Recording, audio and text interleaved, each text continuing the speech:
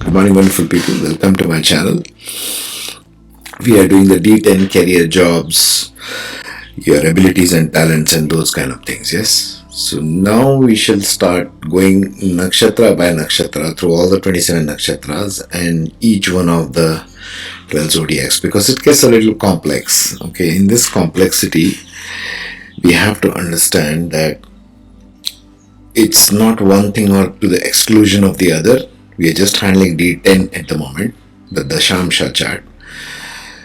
So follow me through this series and you will get the kind of, well, you can think for yourself later on as we go through this entire 27 videos for each one of the nakshatras, going through each one of the zodiacs and what planets and points give what kind of talents and abilities and what profession you can possibly get into. Yeah.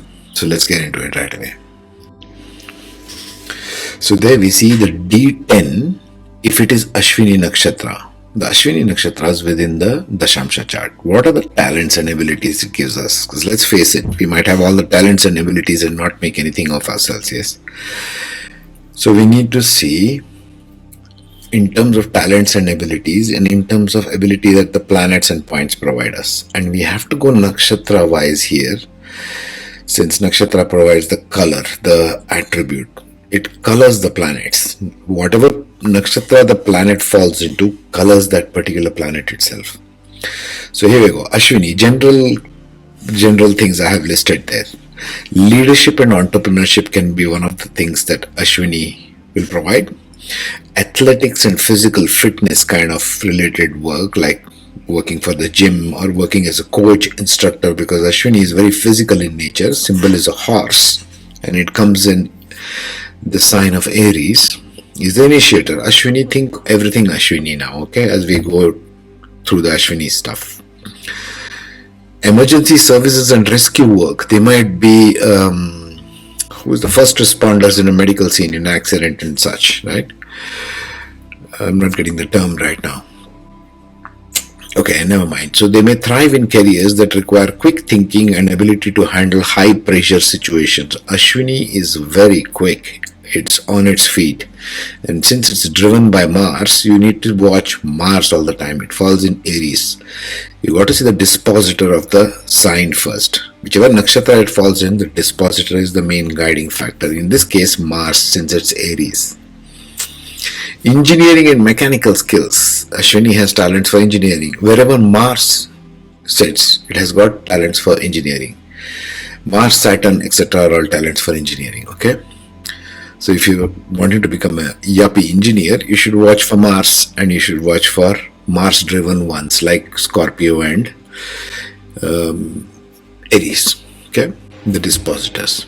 Strongly pertaining to that. I'm not saying the remaining won't. There are plenty of other combinations. We shall see that. Talent for engineering, mechanics, and working with their hands. They may excel as engineers, mechanics, architects. We're talking physical skills, Mars. Also sales and marketing. They may excel in sales and marketing roles and they may have the ability to motivate and influence others also. Now I have highlighted some planets here which might be dominating for each one of these. If you say leadership and entrepreneurship, it comes down to Mars, Jupiter and Sun. You got to watch this in the D10 chart, where these are situated and which lords of the houses they are. We shall see ascendant by ascendant. Different ascendants have different things, okay? We are talking Mars, Jupiter and Sun for leadership and entrepreneurship. We are talking Saturn, Mars and Ketu if you want to talk about physical fitness. Even Rahu you might put it there. Emergency service and rescue work is more like Mars and Saturn. It's also more like Mars, Mercury and Rahu. Okay. I think Mars, Mercury and Rahu will come here. I forgot to put this here. Engineering and mechanical skills would be Mars, Saturn or Mars, Mercury and Rahu. Because engineering requires technical skills. Mars, Mercury along with Rahu provides a lot of technical capability, a sharp mind, a logical mind and an analytical mind. You need analysis, in-depth analysis to become an engineer. Not so much for doctors. They are not very logical, are they? Sales and marketing. They may excel in sales and marketing. They may have the ability to motivate and influence others effectively. Also, I have stuck in the combination there. You can see Mars, Mercury, Rahu and Moon. Well, we can understand Mercury and Rahu together as the ability to communicate effectively, convince others. But sales and marketing, one of the things misunderstood is they require a good moon in their chart, in the D10 chart. Why? Sales and marketing is essentially ability to connect with people's emotions. If you understand people, you got to have a strong moon, which is able to understand other people's emotions also. They are in touch with their emotional body. Yeah. So we'll take these general rules and let's get into it. What does it provide us? So the first one, Aries ascendant. Ashwini appears in the ascendant itself, so it's very strongly driven. Anything that appears in the ascendant takes to the rest of the houses. Ashwini Nakshatra for an Aries ascendant appears in the first house. So what's the first house? Just to recap, it is suited career as per personality with Nakshatra. So all these principles apply, whatever is listed here. If you are having Aries ascendant in your D10 chart, and if majority of planets points more than 2 or 3 are present in Ashwini Nakshatra, or ascendant is in Ashwini Nakshatra, this plays dominantly. Yeah. So you can go through all of these combinations. You have to see remaining planets and points if it's in the first house. Okay. In the second house, in the Taurus ascendant, where does Ashwini fall? It falls in the 12th house, like you can see there. Number 1 sign, Aries, falls in the 12th house for a Taurus ascendant. Now from here on, things start getting different. Why? Because Taurus is ruled by Venus, so you got to see where the Lord of the first house is in D10. Remember the rules of the D10. So where Venus is placed will govern how this person will take up any one of these. These planets, of course, rule all of these planets. So in this case, what does the 12th house stand for? It stands for retirement, working abroad, foreign travels, working behind the scenes, hidden enemies at work, and loss of job if it's in transit, right? If it Ketu transits this, there might be a loss of job.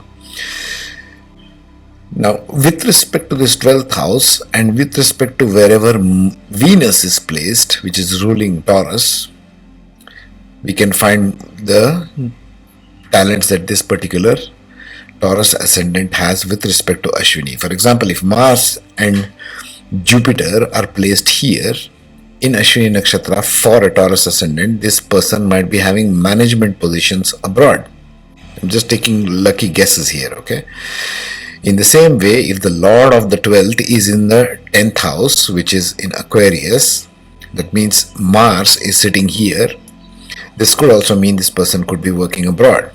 Because 12th house is foreign lands, foreign travels, right? So we are looking at the 12th house aspects here. Or if you can say, if the moon is sitting in the 6th house looking at the 12th house, okay, that can be another thing. So you've got to look at the combinations of where these are placed. If Saturn is placed in the 10th house, okay, this could become a challenge because it is third place from Saturn. Anything placed in Ashwini, Saturn is having trouble with there. Yeah. But if Saturn and Mars are together in the 10th house, Saturn is exalted and Lord of the 12th is in 10th, then also it can signify a career, a profession, which is abroad, right? Now for a Gemini ascendant, Mithuna Lagna, number 3 is sitting here, so Ashwini appears in the 11th house. 11th house stands for fulfillment in career, meaning whatever your long-term desires are, whatever your goals are, fulfillment of that or not, depending upon how weak or strong the chart is. Financial success, because 11th house is the house of gains. So Aries appears for a Gemini ascendant in the 11th house. Community and social network.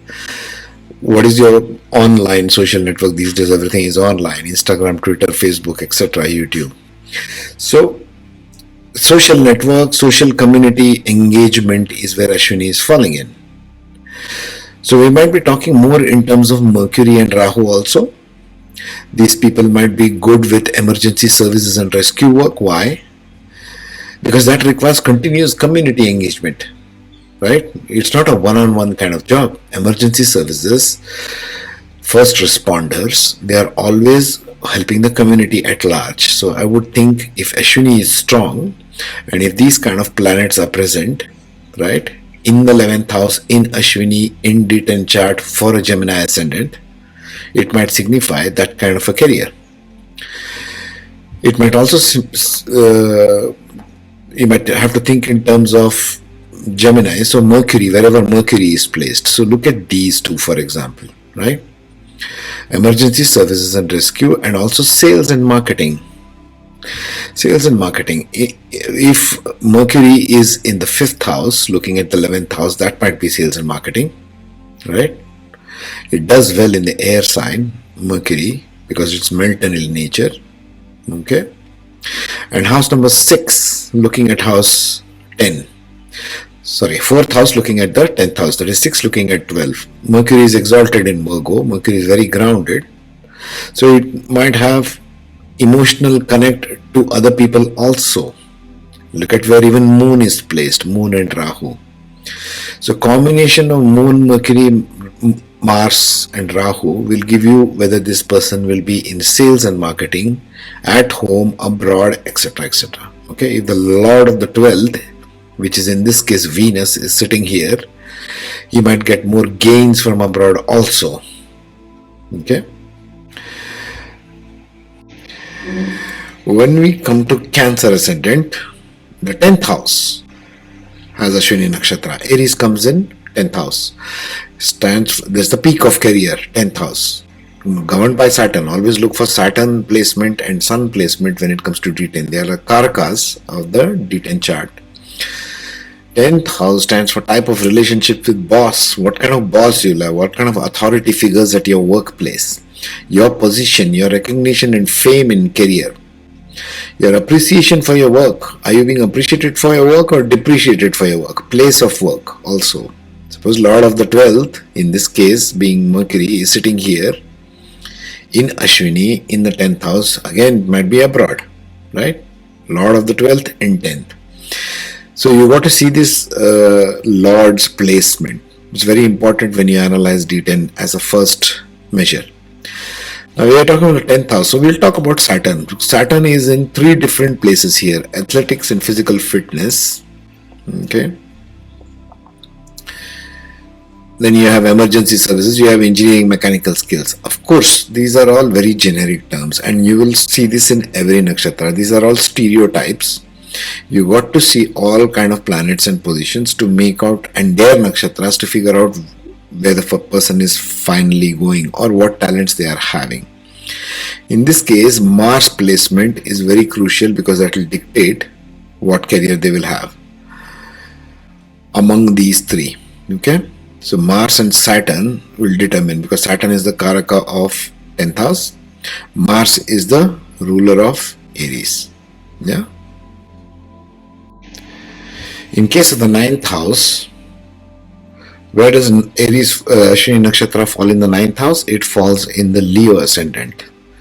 If it is Simha Lagna or Leo ascendant, it will fall in the 9th house. 9th house is a place for your teachers, your gurus, your mentors at workplace, because we are talking about the D10 chart. Working abroad kind of travels to work abroad.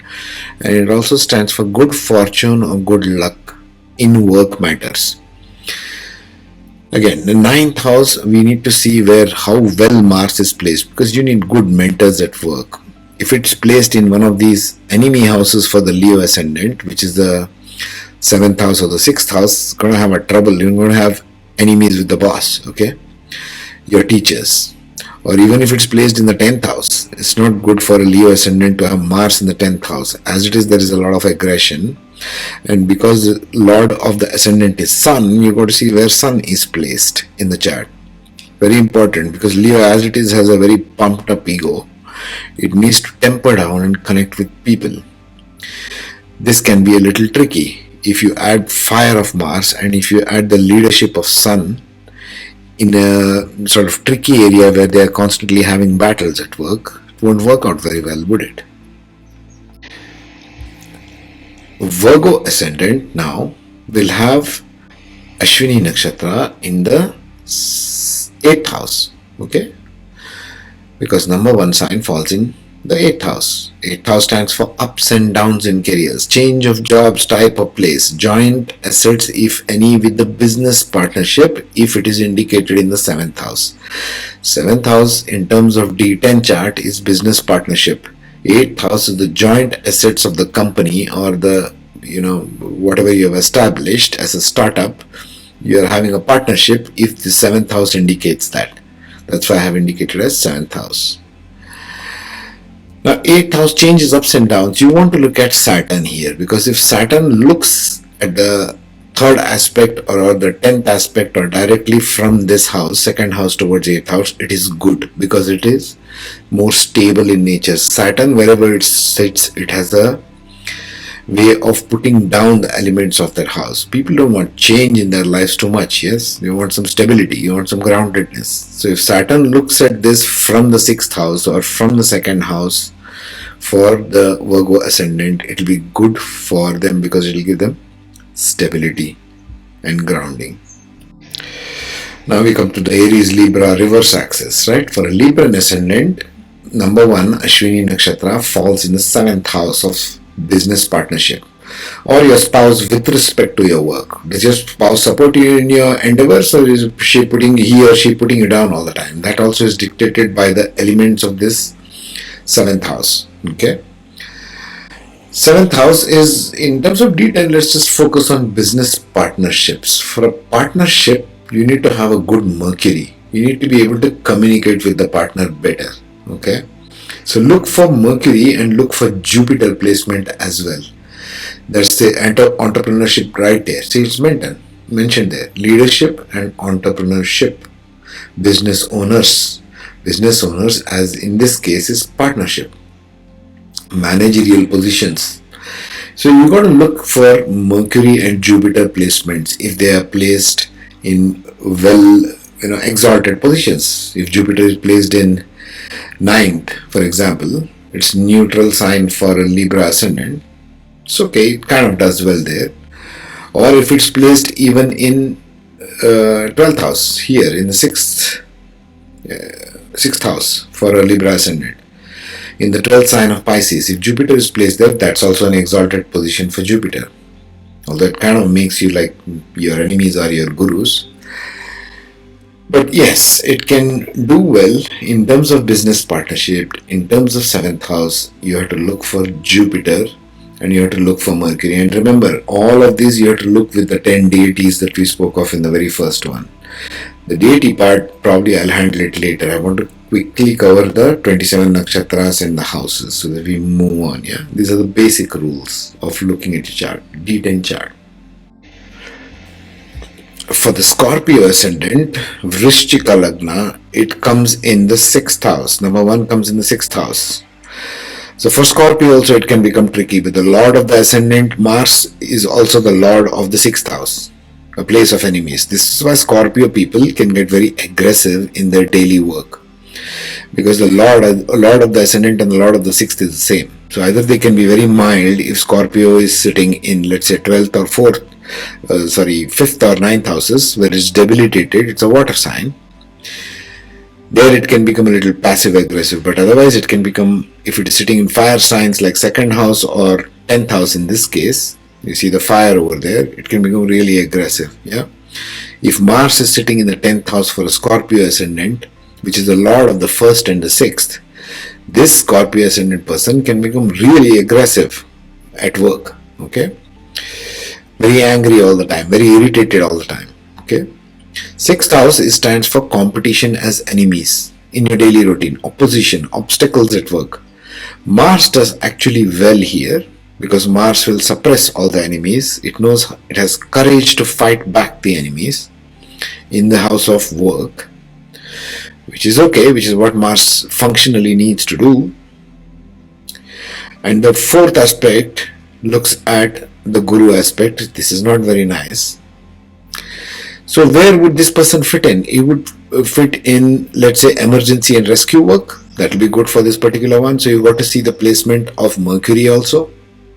Mercury and Rahu as well. If this person wants to fit in. It can fit in athletic and fitness. in which case you got to see Saturn and Ketu also placement, because 6th house is vigorous physical work. Yeah, actually it's third house, but this is the fourth place from the third house, so it will materialize here in some way. Yeah, and it also depends upon the nakshatras which these other guys are in. Like Ketu is which nakshatra and Saturn is which nakshatra. So you got to see like the sum total, the vector of these things. Yeah.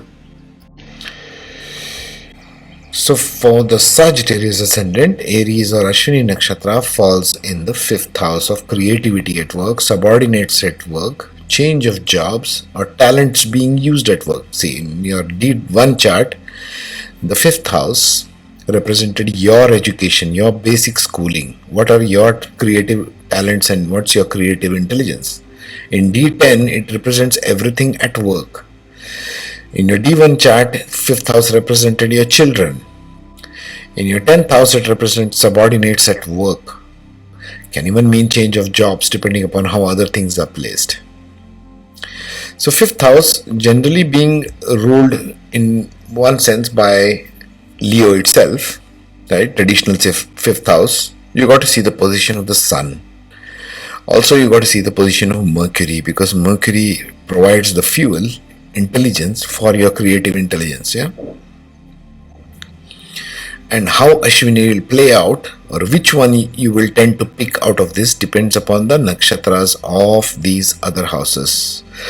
I would think 5th house in combination with Mercury would make this person a good engineer. If you have Mercury, Mars and Rahu, it might make a software engineer, okay, or even in terms of IT. Mercury and Rahu looking at the 5th house for Sagittarius might make them even a teacher of computer science kind of thing, okay. The Capricorn ascendant, okay, Makara Lagna, will have Ashwini Nakshatra in the 4th house. 4th house in terms of D10 is career satisfaction. Remember, in D1 it stands for home, mother, family, homeland. In terms of 4th house in D10, it will become career satisfaction. Are you satisfied with your job or business, or are you just doing it to pay the bills? Home-based work or business, because 4th house is a house of home, homeland. Emotional attachment or satisfaction from work. How good or how well placed or how damaged this house is will tell you whether you are going to be working from home, whether you are going to be satisfied with your job emotionally, yes or no. The quality of this house will dictate that. So in terms of business, it can also mean entrepreneurship. These days, lots of people post the pandemic, they are having entrepreneurship from home, especially women everywhere. So the 4th house dictates work from home. 4th house dictates business, which is home based, because it stands for home. Yeah. So you got to look at also the position of the moon here, because moon is the karaka of the 4th house. Moon will give you whether this person is working from home or going to a regular place of work. Yeah. Also look for the position of Rahu if you are a good entrepreneur. Also look for the position of Jupiter, because Jupiter provides that wisdom. Although this is in Mars, which one you will pick if Jupiter, Moon are together in 4th house, for example, in Ashwini Nakshatra for a Capricorn ascendant, taking it a little further here, this will work well for them. They might be doing lots of teaching, maybe personal tutors, private tutors kind of thing. Jupiter is a teacher. If you place it with Mercury, they might be doing a home-based business also. Okay, kind of start to unpack things like that. So in terms of Aquarius ascendant, okay, Kumbha Lagna, Aquarius ascendant has Ashwini Nakshatra coming in the 3rd house, house of peers. In terms of D10, it is peers, colleagues, competition. 3rd house is a place where you compete, drive your skill sets. Okay, all of them come in Ashwini. So if your planets, these planets or points situated here, it becomes very good. If Mars is placed in Ashwini in the 3rd house for an Aquarius ascendant, this person becomes very handsy, okay, very skillful in their job, in their work. Now Mercury, Mars and Rahu also will do very well over here. Okay, so think about in terms of third house what it provides. Now this one I would put it as athletics and physical fitness. Why? Third house is the house of sports. These people might become coaches. These people might become physical trainers, gym instructors, that kind of a thing if Mars is over here along with Saturn. Slow and steady growth, yeah? That's what it provides. Lastly, for the Pisces ascendant, Meena Lagna, it comes in the second house, right? Ashwini Nakshatra. What does the second house stands for in D10? It stands for your value system. This is largely ignored by many Vedic astrologers. Your value system is the second house. What do you value at your work? Do you value appreciation? Do you value just money? Or do you value your position in your job? You got to check your value system innately. What are you doing all this thing work for? What are you looking for as in a satisfaction? The fourth house, right? We spoke of this just now. How do you speak to your colleagues? Speech is also the second house, and D10 stands for work. The second house quality in D10 for a Pisces one, if there's too many planets in Ashwini, might make them very bold, very quick thinking, very quick acting, quick speech at work. But I notice some colleagues speak very fast and you are not able to comprehend them. They might be having a strong Mercury in Ashwini sitting in the second house for a Pisces Lagna. That's simple. It's the same principle carried over to every house, but now we are interpreting the same chart in a D10 format, in the professional format. What you will do in your work, in your business, in your career. Okay? Right, I will end with this. Next, we will take up the next nakshatra, Bharani Nakshatra. Okay? Take care, be safe.